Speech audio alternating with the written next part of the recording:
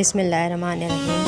زمرہ بن حبیب رضی اللہ تعالیٰ عنہ بیان کرتے ہیں کہ میں نے مسلمہ سکونی رضی اللہ تعالیٰ عنہ سے سنا، اور محمد کے علاوہ سلمہ سکونی رضی اللہ تعالیٰ عنہ کہتے ہیں کہ ایک دفعہ رسول اللہ صلی اللہ علیہ وآلہ وسلم کے ساتھ تھے، جب کسی کہنے والے نے کہا اے اللہ کے رسول، کیا آپ کو آسمان سے کھانا دیا گیا؟ آپ صلی اللہ علیہ وآلہ وسلم نے فرمایا جی ہاں، مجھے کھانا دیا گیا۔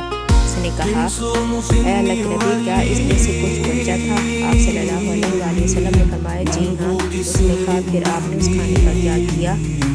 تو آپ صلی اللہ علیہ وآلہ وسلم نے فرمایا وہ آسمان کی طرف اٹھا لیا گیا اور میری طرح وحی کی گئی کہ میں تمہارے ہاں تھوڑی دیر رہوں گا، پھر تم ہوگے حتیٰ کہ تم کہو گے کہ قیامت کب آئے گی، پھر تم میرے پاس گروہوں کی شکل میں آؤ گے اور تم ایک دوسرے کو